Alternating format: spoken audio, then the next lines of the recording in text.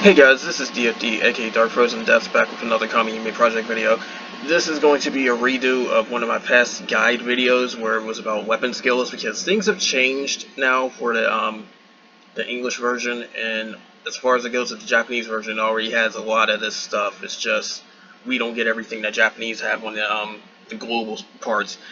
But there's a lot of it you definitely want to pay attention to, because it's going to really play into how your team basically performs. So that's something to know. And this also updates from the past video, because some stuff that we thought wasn't good actually is, and vice versa. Plus, I know a little bit more about how some things work. They've actually discovered a few more things. But to get into the quick little part of it, there's two ways that the skills are broken down: by element and size. And they all fall under one of these little effects right here in this little tiny box that I just highlighted on screen. Now, basically, it'll be like small, medium, large. There's an oversize, which you may or may not see. It depends on what you get, because there's only like a few things like the Draconic Eye weapons and the Union Event weapons that may get them. Other than that, I don't know anything else that really has oversized. They're supposedly maximal as well, but I haven't seen anything with that. So there's that. The Phantom weapons, or basically the ones that are Phantom Element, they don't get any of these little attributes. Basically, they're all just their own unique little thing. But they are pretty good when used correctly. When used incorrectly, they're nearly useless. So be careful of that. As for these two last ones where it says all, some weapons have a prism or a rainbow effect. If it's rainbow, it's medium. If it's prism, it's small. But regardless, it will work no matter who has it, what element. They're very good starter weapons. At least some of them are. There's one that really isn't that great of a starter weapon, but it still helps out. So if you do happen to have any of these weapons, hold on to them until you get some better stuff for all of your elements, not just the main one. I say that because they usually are some of the better ones that have on a starter, just so you can hop immediately into some stronger stuff like the ultimate raids in order to up your weapons even further. Now, speaking of the weapons, they will come with these skills, and these skills come in the two flavors as well. So it's not just the element and size as part of the skill name, but also the skill name itself determines the effect. And all the single skills are basically broken down into these highlighted ones on the left where it says basic right here. So under that part, they are Assault, Defender, Pride, Rush, Barrage, Stinger, Exceed, Ascension, Vigor, or Vigorous if you want to call it that, Elaborate, Technical, Rebellion, and we don't have this yet, but it will be in here later, Critical. Now, each of them do different things, and I'll break down each one further down the line, but know that these are the basic skill names of each thing, because these ones on the side have special effects that use one or two of these weapon skills. So I don't know why it says Haki or Kiki, because that's probably a mistranslation from Google, but those generally come from your soul weapons, and they will give you either elemental attack boost or a defender boost. So there's that. Carnage happens to be a maximal assault. Protect happens to be a maximal defender. Practically everything else has two effects for the most part, where you have like Tri-Edge, which is assault plus barrage, or you have Twin Guard, which is defender plus rush. There's another one called Sprout, which is ascension plus vigor. You get the idea. It fuses two skills together. Generally, if you know the skill icons for the single skills, you'll notice them for the double skills as well, because they tend to put both of them right there on the weapon skill itself. You have to do your research on this, guys, because believe me when I say this will come into play and it will easily make or break you. If you are ignoring weapon skills, you're not getting that far in the game. Believe me. And if you have the power to go back and math everything, you'll go even further than the normal players, so trust me on that one. Now then, other weapon skills that you should pay attention to or be wary about are these. There is some special effects that come with the soul weapons as well, along with the elemental attack and the defender. Pay attention to those, because some of them are pretty strong. There's two specific ones that come from the Dragonic Eye weapons that cost 50 eyes. One ups the effect of Vigor. One ups the effect of Pride. And what that means is that all your Pride weapons or all your Vigor weapons of that element are going to get massively spiked in effect. It is 1.5 times increase. So if you have enough Vigor weapons to add up to 50% Vigor, you now have 75. So that's something to know. And that's why I mentioned the whole math thing, because this is just a sample of it. Now, going into things further, the Calamity Weapons, or the weapons you get from the Ragnarok Catastrophe raids, they happen to have a special skill effect where they'll up the base stats of all weapons that match its type. So, if you have the Calamity Spear, all spear weapons have their HP increased by 45% and their attack increased by 30%. That's what that weapon skill does. So, a weapon with 100 HP now has 145. A weapon with 1000 attack now has 1300 attack. So, that's what it basically does. These last two that I really want to cover are going to end up being specific to the Lucid Weapons. They're the other half of the Phantom Weapons. And these Lucid Weapons are very, very special. It's just that they only work for characters that like the weapon type. So, basically, Calamity is matching weapons of the same type. Lucid is matching characters that like that weapon type. These two combined could probably be pretty good, but you would have to test it out yourself depending on what you have, because some grids can work with it, some grids may not. It all depends on what you roll, it all depends on who you use. It's RNG, you really do have to test it out. But the Lucid effects happen to be these two things specifically. The first one is going to increase the attack and HP of the character, meaning it's going to give them Assault and Defender. The second one is special types of stuff, which will generally augment your character to do a little bit better in certain areas. You get to pick that weapon type as well, as long as it's unlocked. And once you unlock it, you don't have to unlock it again. You can just switch between the ones you unlocked. You do have to unlock them based on each weapon, though. So, Lucid Weapons do take a lot of time in order to build up. They can be pretty good. Just be prepared for a long grind if you want to go after them. And you don't necessarily need them either, because grids can work with or without those. Same thing goes with the other weapons, the Calamity Weapons. So you don't really need Phantom Weapons in general. But if you want them, they're there for you if you go after them. The last one I will talk about, but you're probably not going to ever see it again if you don't have these, is the Arrange Weapons. They suck, because the Arrange effect only affects one character in a specific slot, and it's usually not even a good one. The very few good ones aren't even going to last well enough, and they're not AoE, so Arrange is horrible. Thankfully, we will never see a Labyrinth event ever again, so... Well, I can't necessarily say that, but as of right now, there hasn't been another Labyrinth event for global or Japanese side, so Arranged Weapons are basically just gone. So if you didn't have one, you're not missing out. If you do have one, I would fodder it. Arrange isn't worth it. It is the one weapon skill that is just 100% crap. Speaking of weapon skills, we're going into what each of these weapon skills do. Assault is one of the most basic ones. Learn this one because you're going to have it regardless of what you do. Because your Eidolon is going to give it, or your weapons are going to give it, or your buffs are going to give it. There's a lot of stuff that gives Assault. Buffs do stack on top of weapon skills as well, so keep that in mind. They do stack in different ways, and I'll point that out if need be. But Assault, basically, it's an attack power increase.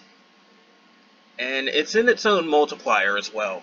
I mentioned Elemental Attack, that's in another multiplier as well. That is 2 multipliers, keep track of that because there's a lot of multipliers.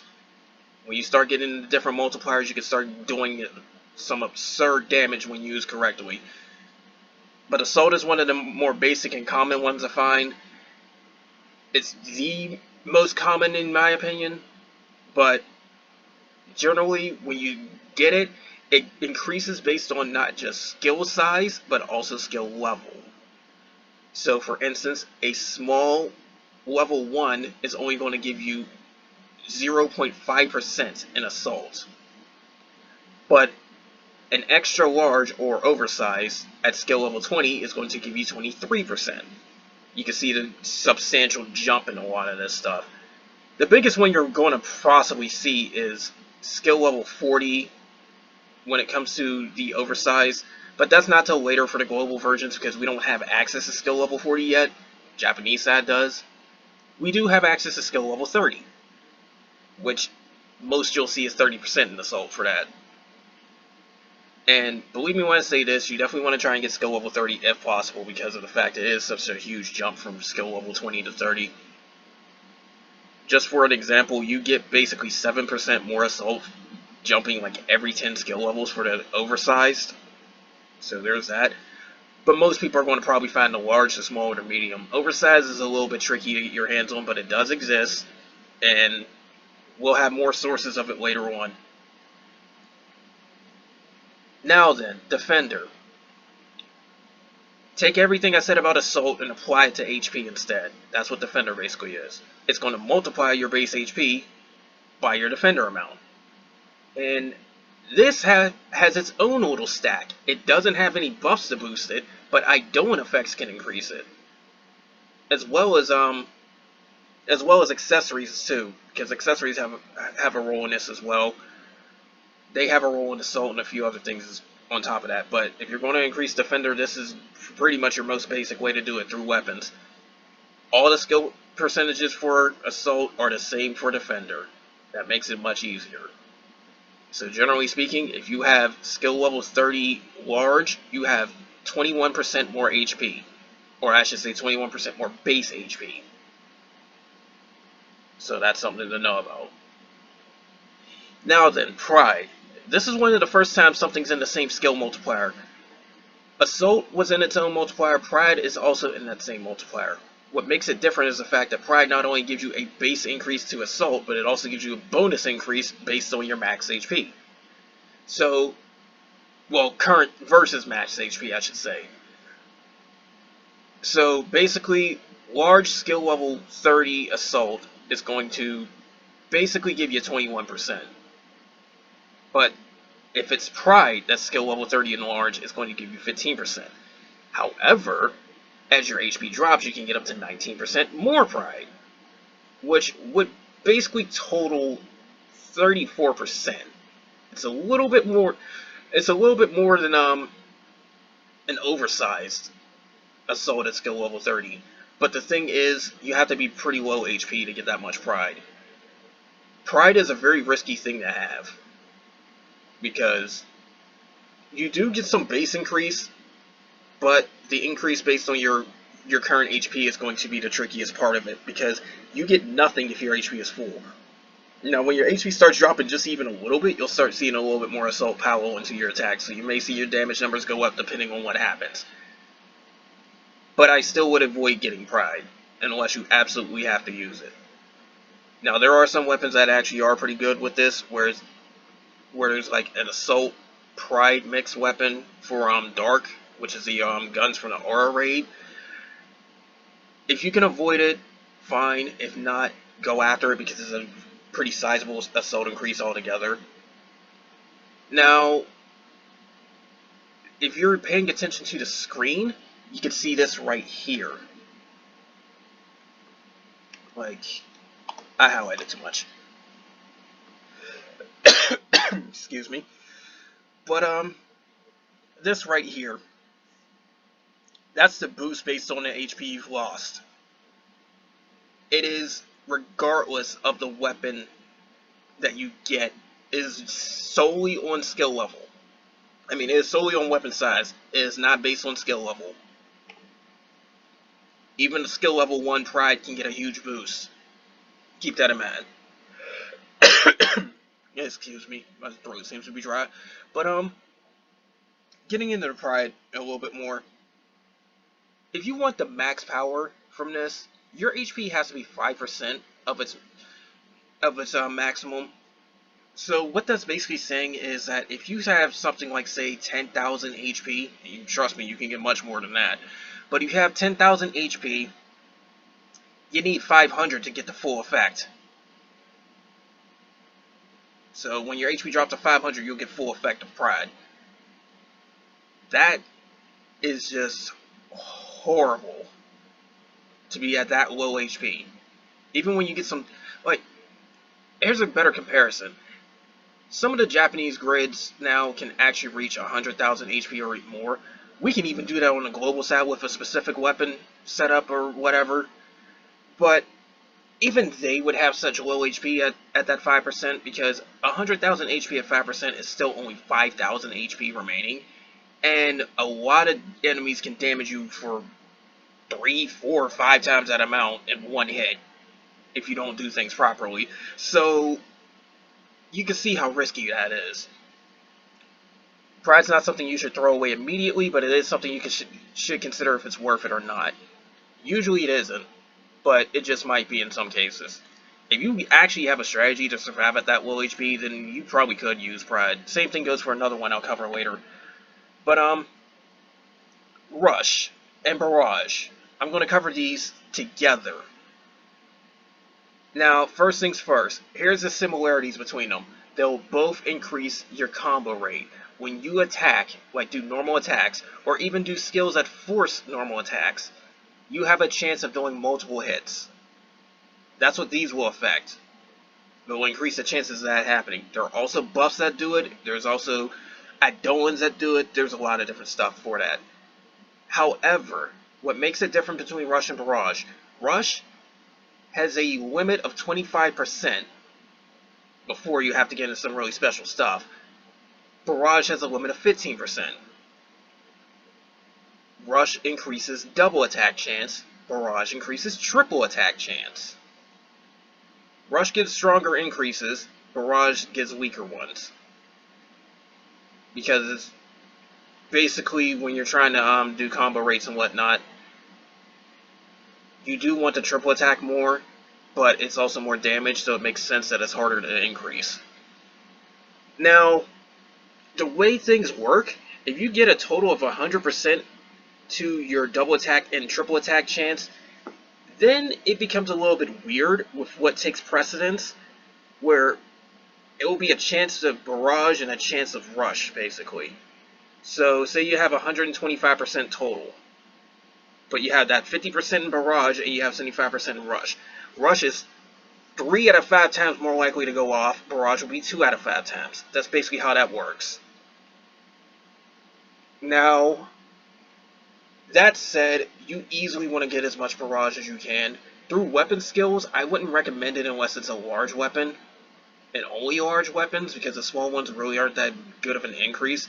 Small skill level 40 is weaker than large skill level 20. So yeah, if you can't help it because the weapon actually does have some good stuff, like say it may have something like large assault and then small tri-attack, that would be assault, defender, and barrage all in one weapon. That's actually pretty good. But generally I would just focus on getting large barrage if you're going to really try and chase after it. If not, make sure you have some very good weapon skills to go with that barrage. Rush, I would ignore, unless it comes with something like, say, Avalanche, because some Avalanche weapons can actually be pretty good if used properly. But if it has Rush, chances are you're going to ignore it. So there's that. But generally you want Barrage if you're going to go after any combo rate increases, because you want the triple attack over the double attack. Triple attack gives you more burst gauge, because you do get burst gauge for each hit that lands. So all 3 hits land, because you can get blinded and other stuff that ruins it. But if all 3 hits land, that's 30 burst gauge. Or more if you have some burst gauge rate increases. There's ways to do that too. But it's also doing 3 times the damage compared to a normal hit. So there you go. And what I mean by special things past the limit, the actual limits of these are not 25% and 15%. It can actually go as high as you can try and push it. It's just that when the weapons hit this point, then they'll be less effective. Meaning, if you do get, say, enough barrage weapons to get 21%, that extra 6% will not be a flat 6%. It will be part of that. Meaning you might, we don't know exact numbers just yet, but you might end up pushing that 15% to, say, 17% when you have 21% barrage. Something like that. It'll probably be much lower, though, because that's something we like to call attenuation. and that's basically a decay after a certain point. Damage does it, and so does weapon skills. So that's something to really pay attention to, because when you start seeing your numbers hit a certain point, they'll start to taper off pretty quick, and it'll be much, much harder to get past that. But there are ways to get past it. And I have to point that out for weapon skills as well. You don't have to stop at 15% barrage, but it is kind of recommended, since it'll be much, much harder to do so. Now then, here's one that's pretty interesting, called Stinger. And I'm going to cover that later, because of a specific weapon skill that also works like it. So hold off on that one. But remember, it is in its own multiplier, as well as a partner skill I'll talk with it. Now, Exceed. This is one of the more common ones that you're going to want to try and get. It's not as common as Assault or Defender, but it is something that you can pretty much find on almost every element as a free player. If you're a paying player, you'll definitely find it on every element. But free players may or may not struggle with this one. You probably have to wait for Union events, because the Demon Union events always give an Exceed weapon. Make sure to have your hands on at least one or two of those, depending on what happens. But, generally, this increases your burst performance. And it does it in two ways. It increases the damage multiplier, meaning that generally everybody has a burst multiplier based on their rarity, or in the case of souls, the rarity of the weapon they're using. For instance, an SSR Kamihime has a burst multiplier of 500%. That means generally they'll deal, say, 6 times the damage for burst. So if they were doing 10,000 in that hit, their burst should be doing 60,000. That's basically what that means.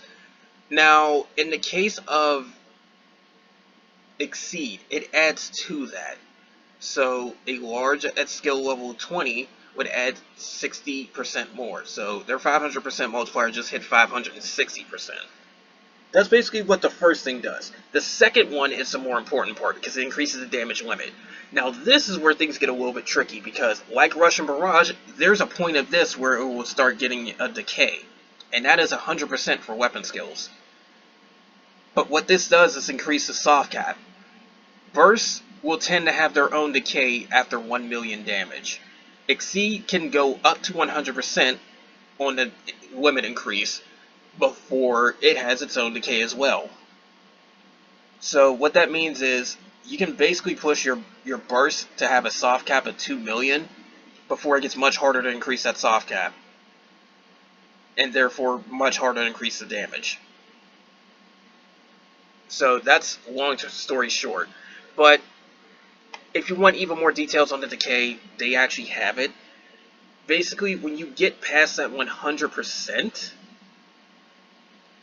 10% of the excess is counted.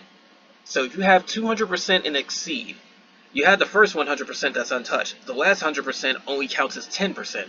So you only get 110% more to the soft cap, if that makes sense to you. This is why I said you're probably going to want to math, because your buffs and all that still count towards this. So definitely try to pay attention. If you can get your buffs to get you to that 100%, then you may not even need another weapon. It depends on how often you can keep that buff going. But just know that Exceed is one of the more common ways to deal lots of damage, because of the fact that bursts are very, very strong. Honestly, any form of damage is pretty strong if you know how to use it properly. It's just the fact that bursts are the most common one. Majority of free players are going to start using this, so that's something to know. Because they won't be able to dish out too much on the normal attacks or the abilities without some seriously powerful weapons by sheer luck, so there's that. But it's not like you should ignore the other two as well. Now then, Ascension. I mentioned that Exceed ups the damage of burst and also the limit for them. Ascension does that for healing, basically. It ups the effectiveness of your healing along with the limit. The difference with Ascension is that, unlike anything else that has a soft cap or attenuation, there's a hard cap on the limit. on healing. So that's the thing with that. If you have a hard cap of 2,000, then any healing past that 2,000 is just cut off entirely. You will get nothing. Each heal in the game heals by a percentage of your max HP. But there's also a cap on almost every single one of them. And that will end up limiting how much you get. For instance, you can have 33% of your max HP healed, but up to 1,800 will count towards that. That's basically what that means. There's an upper limit for the healing cap, and that's mainly what you get Ascension for, especially since the healing limit increase is much higher. But the recovery size is still increased as well. Like, for instance, a skill level 30 medium gives you 5% more increase to your basic healing. So a heal that did 33% now does 38%. But its cap at that same point would go from like 1,800 to generally about 2,100 or so with the same weapon. So that's just basically an example of that one. Now, some characters can still set up and work with these Ascension weapons even if they don't have a cap, because that's what they'll do. One character I mention a lot, which is kind of like tricky to use, but she is easily one of the characters that can heal the most in one go, or at least one use. Light Nodens, who happens to be a limited R Kamihime, an R rarity one, she heals the entire team by 50% of their max HP. Doesn't matter what it is, there's no cap. This Ascension will increase that as well. So that same 5% means she'll heal everybody by 55% of their HP. And as far as I know, there's no limit on the recovery increase, so you could probably get her to heal the entire team fully back up with enough Ascension. That's what that means. So it's something to play around with depending on what you have or who you have as healers or whatnot. If you heal often, Ascension's not going to be as effective in my opinion, but it is still helpful regardless if you have at least one healer in your team, and you should. Later on, you're going to have a lot of fights where your HP can drop pretty quickly, especially if you're doing the wrong stuff, so Ascension's always welcome. It's always welcome. You don't have to chase it, but it is nice to have with some weapons that come with Ascension and then other skill effects as well. Try to get it on a couple weapons that have multiple skill effects, but other than that, I wouldn't chase it as a single weapon skill. Now we're getting into some of the good stuff. Vigor. There's a few things I have to mention that are different from previous weapon skills. First off, the way this is calculated, buffs are counted towards their own limit and don't stack with the weapon skill limit. So that means weapon skills have a limit of 100%, and then it says that generally 20% or 5% of the excess, I do believe. It used to be here. I'm not sure if it's still here. But generally part of that excess is then counted. So what that means is that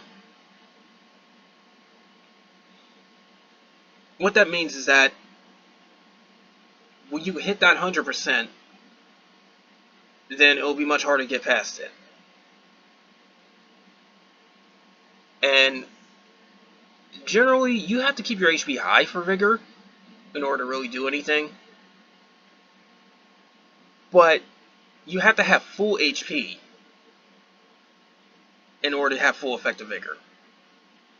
When you hit half HP, you have no Vigor effect whatsoever. That's something to pay very close attention to. You do want to keep HP high anyway, so Vigor is pretty good for anybody. The second thing that's unique from other weapon skills, I mentioned the buffs have their own limit. The buffs seem to have a limit of 100% as well. But what that means, if you have 100% Vigor in weapons and 100% in buffs, you have 200%. That's what the total will be. The third thing that's different, and this is where I mentioned the overcap thing. This is why I mentioned the overcap thing. If you hit 100%, then that's the most Vigor you can ever have in effect. from weapons alone. But if you go past it, your HP doesn't have to be full in order to have that.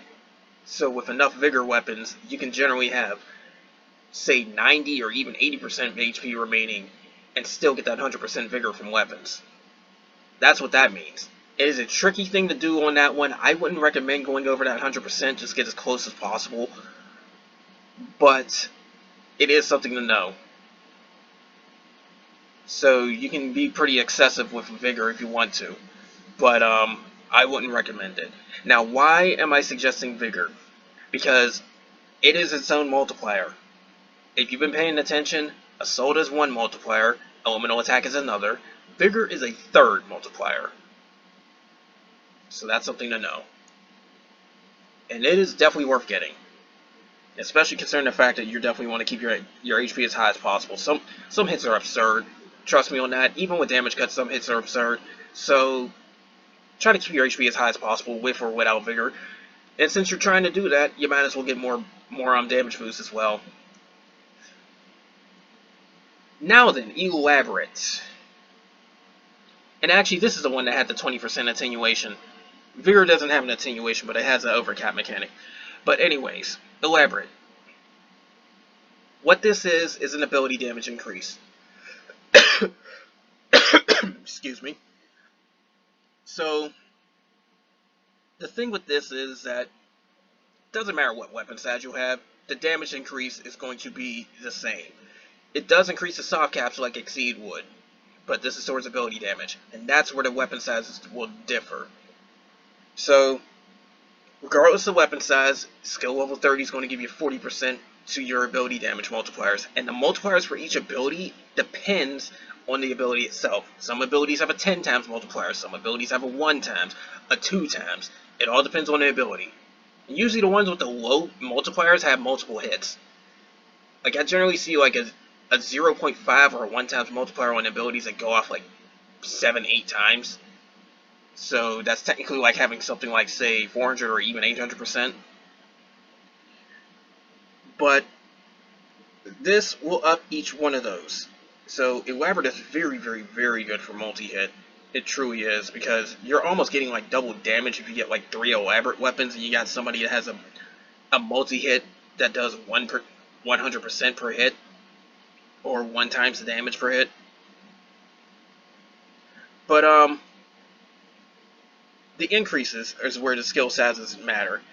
You basically don't have to pay too much attention to this, because if you're going to chase Elaborate, there's 2 ways to really do it, and that's through weapons that give you multiple skills that you may randomly pull off the gacha. But me personally, I wouldn't worry about them too much. There's other ones to try and get in there that are usually better. But if you really do want the Elaborate, go after the ultimate raids, the ultimate catastrophe raids. They all drop Elaborate weapons that have large, go to skill level 30, and on top of that, they will also give you some assault. So everybody has access to that, and all you need is just 2 of those weapons to hit the damage limit for weapons, without the attenuation thing.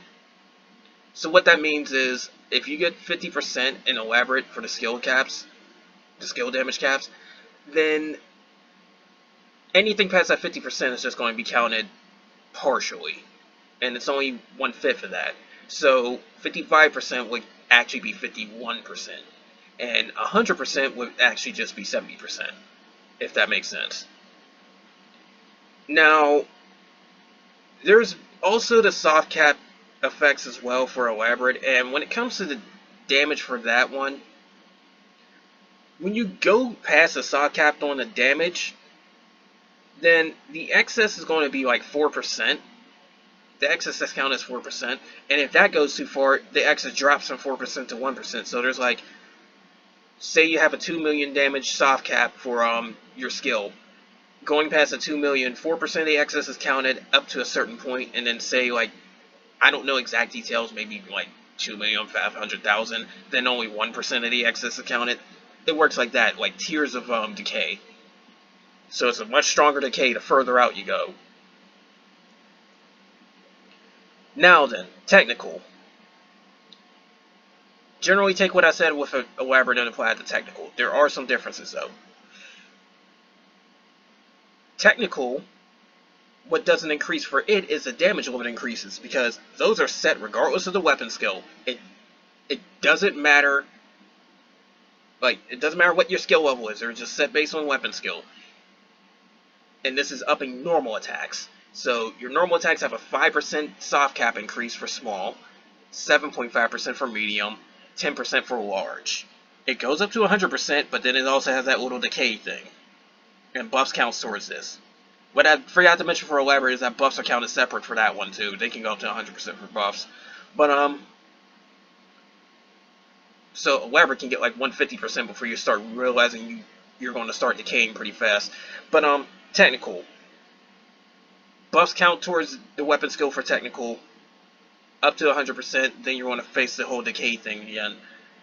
It also has a damage multiplier increase, and that's for normal attacks. This does stack with raging, which counts as a normal attack buff. It also says it counts with the stun boost as well. I'm not fully sure on that, but it might be. But it's 300% for all that total.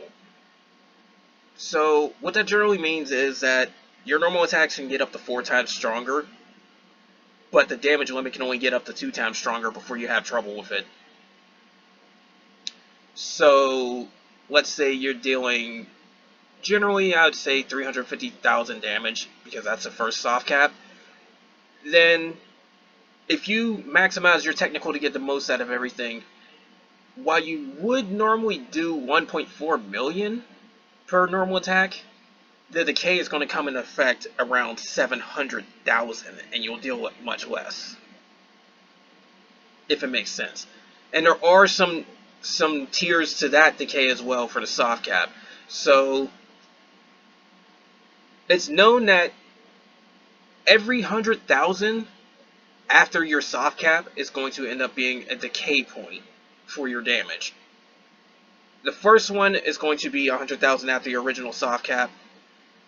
So if your soft cap is 700,000, then it will be 800,000 for the first tier of decay. And then the last tier of decay is another 100,000 after the first tier, so that would be 900,000 in that case. I'm just giving examples. You could actually get that far though if you try, but I'm just giving examples. If you're going to skill level technical, it is for the multiplier increase, not the soft cap increase. Your soft caps are set in stone. I have to repeat that. Some people have confused that before. So what that means is, you're not getting a soft cap increase of 26% if you get skill level 40 large. You are getting a damage multiplier increase. Your soft cap will still be 10%, no matter the skill level. Now then, this is where things are going to get a little bit faster, because they don't have the hard numbers for this. But I can explain them in ways you can understand. Rebellion. Take what you know about Pride, except for we may not have the same multipliers, but it works in its own multiplier. Right here it says it's unique to Vigor, so it may or may not be in the same multiplier as Vigor. I've heard it is, I heard it isn't, I haven't fully confirmed that. All I know is this: Rebellion gets stronger as your HP decreases, just like Pride, but it's not Pride, so that's 2 multipliers that will increase as your HP drops. If you're going to use Pride, go after Rebellion. Otherwise, me personally, I would ignore it, but you could still have Rebellion start kicking in effect as you start losing Vigor, so that's a strategy as well. I'm not against it. Try whatever works for you. Rebellion's hard to get your hands on though, because there isn't that much Rebellion in the game, so good luck with that. But all I know is this: there's still ways to use that, and it is indeed a multiplier, so keep that in mind. Speaking of multipliers, critical. I told you that I was going to hold off Stinger until now. Here's the reason why. Both critical and Stinger work pretty similar. What they do is a chance of giving a multiplier increase. Stinger is in its own multiplier, critical is in its own multiplier. If Sting activates, then you will see Sting pop up on the damage hit. If critical activates, you'll see critical pop up on the damage hit. If both activate, you'll see something they call critical Sting, which means both went off. You won't see Stinger activate unless you have elemental advantage. Critical will activate regardless of what you're fighting. So that means critical is already looking better than Stinger. Also, each Stinger weapon gives a 20% increase to its multiplier when it goes off. Not all of them will go off at the same time. Critical is the same thing, only it's 50% instead. So, preferably, you probably would want critical more than stinger. But you could get both and have 2 extra multipliers. That's up to you. And reason I'm mentioning more of this too is the fact that the skill level increases the chances of them going off. And at skill level 40 for large, they go off a lot. It's said that stinger is guaranteed to go off at skill level 40 large if you have the catastrophe eidolons. That'll really boost your weapon skills. And critical is pretty close to doing that as well. But generally it's RNG if they go off, but it can get you some really powerful stuff. Believe me when I say this, and I've said this in another video too, I have seen some absurd damage done with this. Me personally, I'm hitting skill and ability and damage soft caps already with these two, and I should be nowhere near it normally. But to push that even further, there's a Japanese player that I saw, and I will post their video in a comment. Like, I will post that video in a comment. But there's a Japanese player I saw. They used these weapon skills along with a plethora of other stuff and did a normal attack round, keyword normal attack, that totaled 70 million damage in one turn. That's how absurd multiplier abuse can be. They went so far over the soft caps it didn't even really matter. The strongest of the hits came from their soul, which was Hector, who did almost 12 million in a single hit. And this is normal attacks, the hardest ones to get to the soft caps. Yeah. So, that said, that's why I had to mention the whole thing with soft caps. Do not sleep on don't sleep on soft caps, don't sleep on skill multipliers. Pay attention to what you have, test out what you got. You never know if you're sleeping on a gold mine. Even if I'm saying something's bad, still test it out for yourself, you never know. Because you might actually have a way to use it that we didn't think of. So there's that. But I will say this, skill multipliers is definitely worth experimenting with. So there's a pretty good access to stinger, especially in the form of buffs. Critical we don't have just yet, but it will happen later on. And as far as I know, I think only water really gets access to large so far. So, yay water mains. But, anyways, they're pretty strong. And keep in mind, critical will work regardless of what you fight. You can send a light team to go fight a fire team, and critical will still go off. Stinger won't, because light needs to face dark for that. But critical will still go off. If somebody says a crit buff, though, it is a stinger buff. They need to start changing their wording on that, because there's actual critical multipliers now. So they need to start saying stinger buff instead of critical buff. There are no critical buffs. Now, in the range, I said how crap that was. I did mention the soul weapon skills really quickly.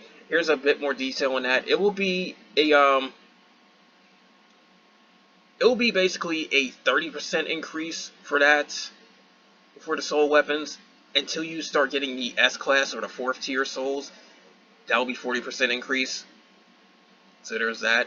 I mentioned the whole thing with the eye weapons that have the 50%, and this does stack with a catastrophe eidolon. So if you have a catastrophe eidolon in your main slot, a friend one, and one of these weapons, you are getting 2.5 times the vigor or pride, whichever one you had set for that weapon.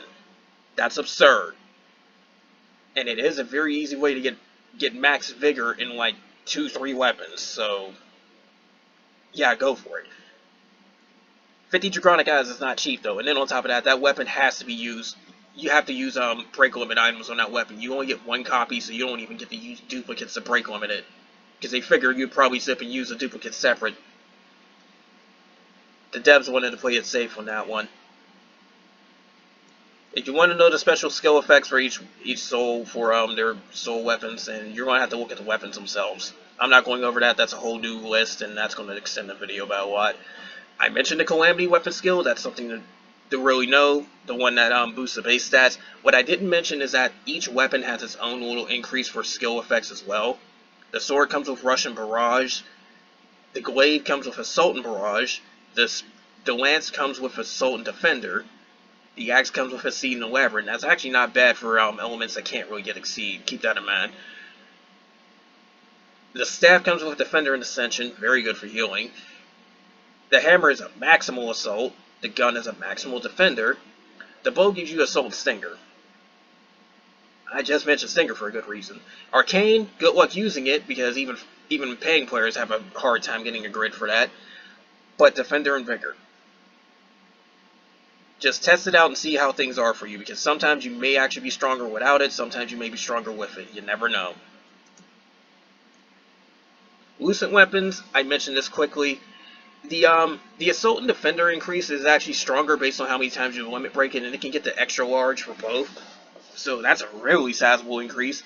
What I did mention is two things. One, there's special eidolons that come with it called Machine Beasts. You gotta get them separate and built up separately, but the stronger they get, the stronger this skill gets as well when you have them in sub-slots. So you can get a super huge one.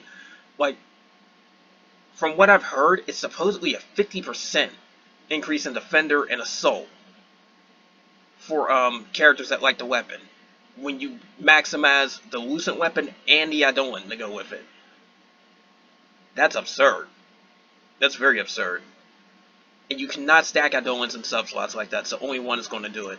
You'll get the strongest effect between them all. Now, the second thing I mentioned is the equippable skills that you have to unlock. What I didn't mention is what they do. And some of these are pretty strong when used correctly. The first one, increased resistance towards advantageous attributes. So if your stinger weapon works on that element, you're going to have increased resistance towards that element as well. That's something to know. You don't have to have stinger for this though, keep that in mind. But it's a good example of explaining what kind of resistance you get. So basically fire is going to have resistance towards wind, and wind's going to have resistance towards thunder, so on and so forth. It is a 10% damage cut, because elemental resistance works like damage cut. It is 10%. So it can actually keep you alive a little bit longer, but I wouldn't recommend going after this, because you've got other ways to get defenses like that. And I would rather get the output, like better output for stuff like that. Speaking of which, combo rate increase for characters that like the weapon. That's the second equippable skill. It is a total of 10%. I don't know exact amount, but it's still subject to Rush and Barrage. They say Rush level 30 and Barrage level 30, so I can actually look that up right now, because we just went over that stuff. So it would be equivalent to 8% double attack and 5.5% triple attack, according to what they said. No, 2.5% triple attack. So generally you're getting like 8% more double attack and 2% more triple attack, because the total is 10% more combo rate. So yeah, it's there if you want more combo rate. I wouldn't worry about it too much. But the other 5 skills is where things get pretty interesting, because there's 5 ways to do it, but it all results in a 10% final damage increase. And what final damage increase is, if the resulting hit deals, say, 300,000 damage, it will instead deal 330,000. You get 10% of the total damage you would deal, an extra 10%, basically. If you did 1 million damage, it now deals 1,100,000. That's basically what that is. Final damage does multiply your damage dealt, but it's after everything else is calculated. So it's after your assault is calculated, after your vigor is calculated, after the enemy's defense is calculated. It is taking the damage formula and then multiplying the result by 1.1. That's what the final damage increase is. However, ways to activate it, there's 5 of them. The first one, if the character's HP is 50% or less and they like the weapon type. Remember, you have to like the same weapon that the Lucid weapon is. So if a character doesn't like lances, they're not getting no effect from a Lucid lance. But 50% or less HP is one way to activate it. 90% or more HP is one way to activate it, and this is probably the worst of the 5 in my opinion, because that 90% is a very small gap, just like how the 5% pride is very low. It is very easy to lose that 90%, believe me guys. And then there's other ones that just go by specific damage types. Normal attacks is increase, abilities are increase, or bursts are increase. I would pick one of those last 3 if you want my opinion, because you want to focus specifically on one form of damage if you're going to try and get this. Otherwise, you have to play around with your HP. Good luck keeping your HP above 90%. Keeping it below 50% is kind of risky, but it is a lot more leeway. So it's a maybe. But again, experiment with this, see what works for you. Maybe you need the combo rate, maybe you need the 90% or more. I don't know. I can't tell you what you do with your weapons or whatever, because I would have to know what your grid is, I would have to know what your characters are, what your Eidolons are, what your accessories are. It's a lot, and you may not even have the same ones as somebody else. That's just the type of game this is. I have to keep repeating that. Now then, here's the big part of the video. How do you increase these weapon skills? First off, they all have skill experience based on the size and the type of weapon. So, the rarity is going to come into play, and the type of weapon is going to come into play. Generally, you don't want to increase R weapons or SR weapons anymore. They've outlived their usefulness. We've got an update that makes increasing their skill levels useless. So, don't ever increase R or SR. They are fodder to a T now. You do want to increase SSR, because you're going to be keeping SSR weapons. Now, they tend to have the lowest requirements between any other weapon that is mentioned as SSR, but there's different types. And it's generally easy to get them to skill level 20. You may struggle a bit to get them to skill level 30, and you will struggle a lot to get them to skill level 40, so keep that in mind. But, it's still nothing compared to the Guardian weapons. They happen to have a skill level requirement much higher than the SSR weapons, and from what's shown right here, a skill level 30 Guardian weapon costs around, well, over double the skill level experience needed for an SSR to hit skill level 40. So a skill level 40 SSR is less than half of what a skill level 30 Guardian weapon is, and we're not done. There's still a stronger type right here. Those Dragonic Eye weapons that cost 50 eyes I mentioned, the Lucid Weapons that I mentioned, they need far more skill experience than any other weapons in the game, totaling 103,000 skill experience to hit skill level 30. That's from 1 to 30. That is, by comparison, about 2.5 times the size of Guardian weapons, and about 5 times the size of a normal SSR, hitting the max possible skill levels for those. That is absurd. But keep in mind, we don't have skill level 40 yet, so SSR is not going to have that last 12,000. It's going to be like roughly, I would say about 8.5 thousand in order to get those going. But when skill level 40 comes up, it will be much more. Now, here's something else that recently changed, and we got the update for it. Before, these experience point values was lower for how much you get for each thing. And this is what you also get when you convert these things too, so keep that in mind. So, our weapon is worth 15 skill EXP. An R Grail is worth 50. An SSR weapon is worth 80. An SR Grail is worth 150. An SSR weapon is worth 550.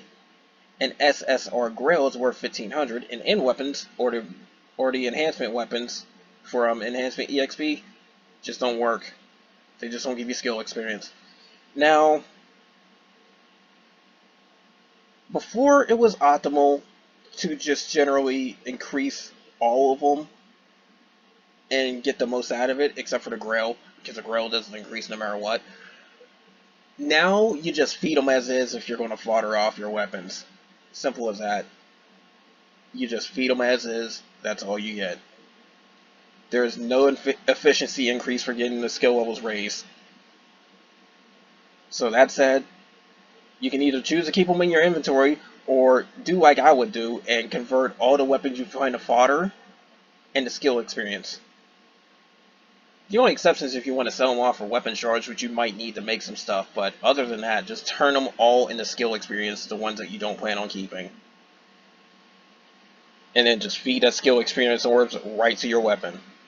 The only difference is that skill experience orbs will probably need a specific amount per level, and if you don't have enough skill orbs, you're not going to be able to use them. You can instead use the weapons as is, regardless of what it is, and then feed orbs in order to finish off the level if you want. But generally, just make skill experience orbs. It's much easier. It's much more easier on your inventory and everything. But that's all for this. And I don't think I want to be redoing this for a while because this covers everything from up to the Japanese version, and quite frankly, we're not too far off from the Japanese version anyways. Once they release the water version of Fluoretti or Fluority, it's hard to pronounce her name, we're going to have a critical weapon anyway. She was like the first critical weapon to hit Japanese. But we have everything else, basically. We have the Lucents, we have the 50 Eyes, we have the Rebellion, we have everything else, basically. And if I remember correctly, we also have that attenuation thing for weapon skills, too, so we can start getting our elaborates past 50% and so on. But, anyways, that's all for this. More of this will come soon, because they're probably going to add more weapon skills later down the line anyway, whenever that happens. So expect that then. I probably will do some more guide videos as well. I'm getting pretty close to the point where I should be doing guide videos for the Guardian Plus raids, because we almost got them all released anyways. I want to do them all at once, so there's that. But, anyways, that's all for this. More of this will come soon. And remember to do your research about this. Go back and replay parts of this video if you have to. Dig up wikis. Whatever you need to do. Because this easily makes up a massive chunk of how powerful your team is going to be. There are 3 major factors to how strong your team is going to be, and this is one of them. Your equipment. Because your weapons, and even accessories too, look up that video as well. They will stack on top of each other to do some very serious stuff for your characters. So, pay close attention to that. And as far as it goes with Eidolons, I've already done a video with that, but Eidolons are much easier to understand. This is where you really have to do the bulk of your research. Weapons. And they will make or break you. Trust me on that one. If you're one of those people that just auto-set your weapons, you're already making a mistake. Do not auto-set your weapons ever. It is going to end badly. It may not seem like it for the earlier stuff, but there's people that mention to me that they have, like, say, 50,000 or 60 or 70,000 combat power and still lose to some of the easier stuff in the game. That's because your weapons are set horribly, and you really would have been able to deal with it at 30,000 combat power if you had the right weapon set up. So that's something you have to pay attention to. But anyways, experiment with your weapons, find out what works best for you, match elements, do not toss in random stuff, and find out what weapons do what, because soul weapons will not work unless they're on that specific soul. There's no reason to have more than one soul weapon. But anyways, that's all for this, or this will come soon, and take care.